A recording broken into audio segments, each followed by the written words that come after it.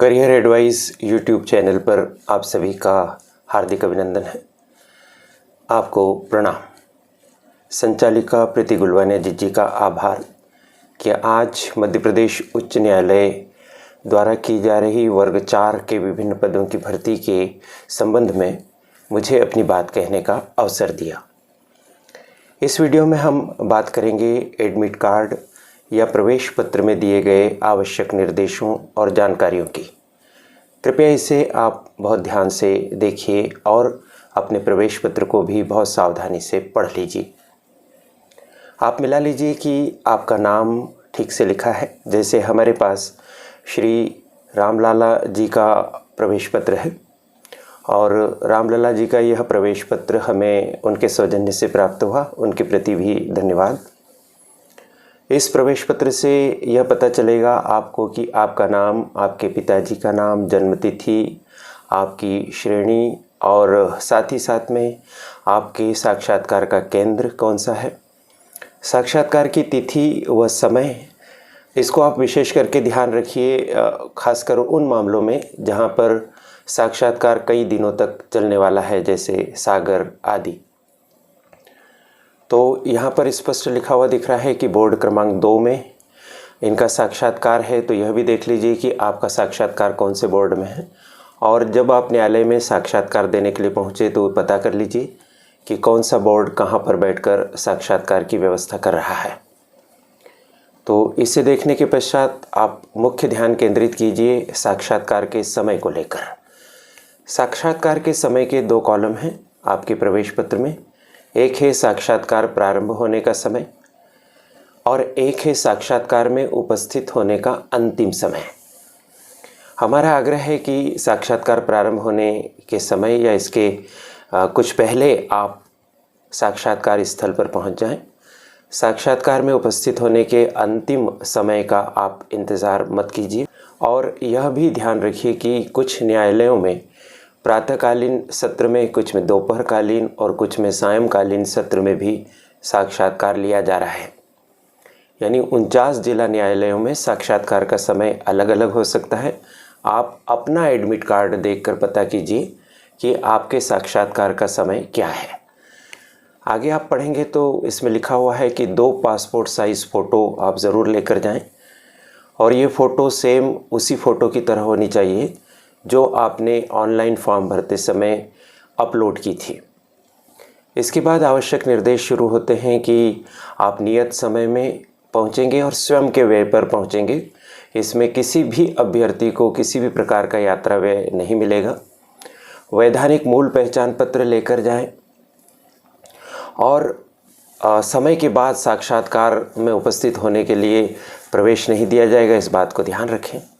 वैधानिक मूल पहचान पत्र में आप ले जा सकते हैं या तो मतदाता पहचान पत्र या पैन कार्ड या ड्राइविंग लाइसेंस, राष्ट्रीयकृत बैंक पासबुक या आधार कार्ड। ये ओरिजिनल ले जाना है। इसकी चाहें तो 1-2 फोटोकॉपी आप अपने साथ रख लें, लेकिन ओरिजिनल अनिवार्य रूप से इसको ले जाना है। और मूल पहचान पत्र में भी यह ध्यान रखिए कि ऐसा पहचान पत्र आप ले जाइए जिस पर आपका नाम ठीक उसी तरह से लिखा हुआ है जिस तरह की आपकी अर्हतादायी मार्कशीट यानी 8वीं या 10वीं की अंक सूची पर जिस तरह आपके नाम की स्पेलिंग लिखी गई है उसी तरह से लिखा हुआ आप पहचान पत्र ले जाइए। सावधानी और सजगता को ध्यान में रखते हुए आप एक के स्थान पर यदि आपके पास 2 पहचान पत्र हैं तो दोनों भी आप अपने साथ रख सकते हैं। बस आप उसमें अपनी एंट्रीज़ को मिला लीजिए कि ठीक है, आपका चेहरा उस पर छपे हुए फ़ोटो की तरह है कि नहीं, इसको भी देख लीजिए। फिर बताया गया है कि अगर आप समय पर और उसी तारीख को उपस्थित नहीं होते हैं जो आपको आवंटित की गई है तो आपका साक्षात्कार निरस्त हो जाएगा और किसी भी स्थिति में आपको अलग समय या अलग तारीख साक्षात्कार के लिए नहीं दी जाएगी। तो इस बात को विशेष ध्यान में रखिएगा। फिर आपसे अपेक्षा की गई है कि जितनी भी अर्ह शैक्षणिक व तकनीकी योग्यताओं के दस्तावेज हैं, अर्ह शैक्षणिक का मतलब है कि जिस पद के लिए न्यूनतम शैक्षणिक योग्यता जो मांगी गई है उसको हम अर्हतादायक शैक्षणिक उपाधि कहते हैं। जैसे ड्राइवर के लिए 10वीं और अन्य 5 पदों के लिए 8वीं न्यूनतम अर्हतादायी शैक्षणिक योग्यता है, तो उसकी अंक सूची आप अनिवार्य रूप से ले जाएं।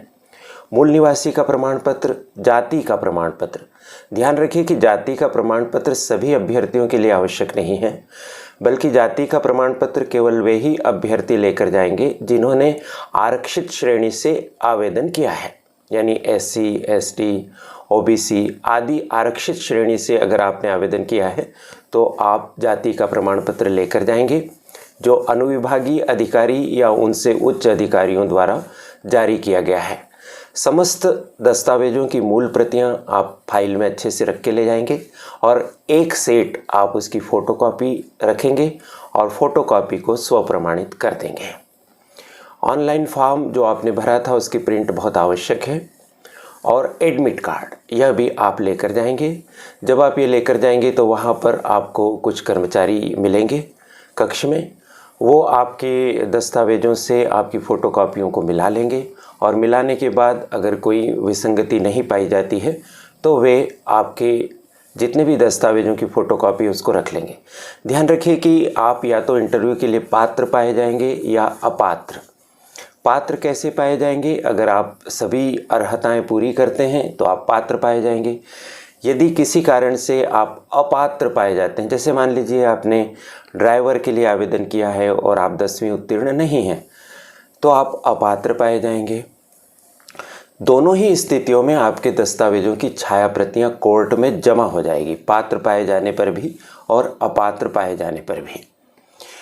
यदि आप मूल दस्तावेज या छाया प्रति लेकर नहीं जाते हैं तो आपको अलग से टाइम नहीं दिया जाएगा और न ही आपका इंटरव्यू लिया जाएगा, आपकी अभ्यर्थिता निरस्त कर दी जाएगी, अतः ध्यान रखें।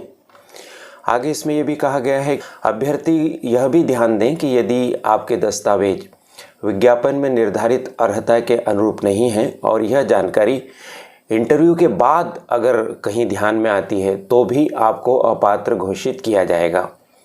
मोबाइल फ़ोन, कैमरा लगा कोई उपकरण या कोई भी इलेक्ट्रॉनिक और संचार उपकरण प्रतिबंधित है, इन्हें साक्षात्कार कक्ष में नहीं ले जाने दिया जाएगा, ध्यान रखिएगा। और यदि आपकी कोई वस्तु जो आप वहाँ पर ले जाते हैं गुम हो जाती है, चोरी हो जाती है, तो इसकी जिम्मेदारी स्वयं अभ्यर्थी की होगी, कोई अन्य व्यक्ति इसके लिए जिम्मेदार नहीं होगा। अतः आप अपनी वस्तुओं को बहुत संभाल कर रखिए, उतनी ही वस्तुएं लेकर जाएं जो आपके इंटरव्यू के लिए आवश्यक है। और यह भी ध्यान दीजिए कि ये जो प्रवेश पत्र है ये भर्ती का प्रस्ताव नहीं है, बल्कि भर्ती प्रक्रिया का एक हिस्सा है। फिर उसके बाद आपसे कहा गया है कि अगर आप कोई ऐसी गतिविधि करते हैं तो वह अनुचित साधन के अंतर्गत मानी जाएगी और आप दंडित किए जाएंगे। जैसे अगर आपको कोई निर्देश दिए जाते हैं तो आप निर्देश पढ़िए, अगर आप निर्देश नहीं पढ़ते हैं तो आपको निर्देशों के आधार पर कोई छूट नहीं मिलेगी कि हमें ये पता नहीं था। अभ्यर्थी अगर अपने प्रवेश पत्र में किसी भी प्रकार की जानकारी में कोई काट-छाँट करता है तो ये गलत होगा। अपने स्थान पर किसी अन्य व्यक्ति को साक्षात्कार देने के लिए भेजता है या संबंधित अभ्यर्थी के स्थान पर कोई अन्य व्यक्ति उपस्थित हो जाता है, साक्षात्कार बोर्ड के सदस्य या परीक्षा प्रतिनिधि एवं कर्मचारी के निर्देशों की अवहेलना करते हैं, अवज्ञा करते हैं, तो ऐसी स्थिति में अभी इसको अनुचित साधनों का प्रयोग माना जाएगा कि आप निर्देशों का पालन नहीं कर रहे हैं। साक्षात्कार कार्य में लगे कर्मचारी अधिकारी को परेशान करते हो, धमकाते हो, शारीरिक चोट पहुंचाते हो, ऐसी किसी क्रियाकलाप गतिविधि में संलग्न अभ्यर्थी के खिलाफ दंडिक कार्रवाई की जाएगी और उसकी अभ्यर्थिता तो स्वतः निरस्त हो ही जाएगी। यही नहीं, भविष्य में आयोजित होने वाली किसी भी भर्ती के लिए उन्हें अयोग्य ठहराया जा सकता है। साथ ही आपको साक्षात्कार परिसर में कोविड गाइडलाइंस को ध्यान में रखना है और मास्क पहनना अनिवार्य है, अतः आप मास्क को पहन कर जाएं, मास्क साथ में ले जाएं। यदि आपको कोई डाउट होता है तो ऐसी स्थिति में विज्ञापन की शर्तों को ही अंतिम माना जाएगा, यानी नोटिफिकेशन में जो बात कही गई है वही फाइनल होगी।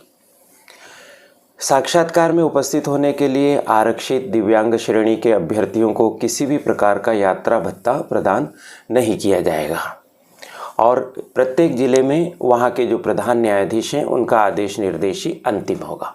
इस तरह से ये महत्वपूर्ण निर्देश थे जिनको आपको पढ़कर यहाँ सुना दिया गया है, समझा भी दिया गया है।